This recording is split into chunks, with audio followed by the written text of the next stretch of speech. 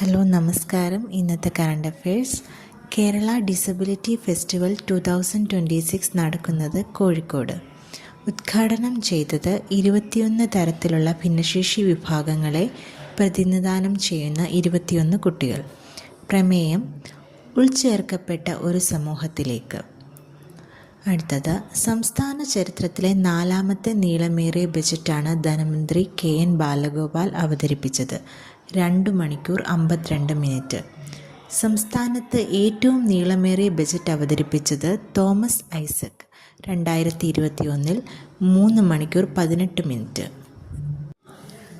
ഡൽഹിയെ അയൽ സംസ്ഥാനങ്ങളിലെ പ്രധാന നഗരങ്ങളുമായി ബന്ധിപ്പിച്ച് രൂപകൽപ്പന ചെയ്ത വേഗ റെയിൽപാത RRTS regional rapid transit system. 2026 സംസ്ഥാന ബജറ്റ് പ്രകാരം ഇൻ്റഗ്രേറ്റഡ് ഇൻ്റർനാഷണൽ സ്പോർട്സ് ഹബ് നിർമ്മിക്കുന്നതെവിടെ? കണ്ണൂർ.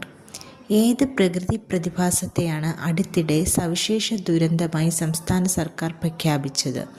കടലാക്രമണം. അടുത്തത്, തുടരെ 4ാം തവണയും ഓസ്ട്രേലിയൻ ഓപ്പൺ ടെന്നീസ് വനിതാ സിംഗിൾസ് ഫൈനലിൽ എത്തിയ ആര്യാന സംഗലേന ഏത് രാജ്യക്കാരിയാണ്? ബെലാറസ്.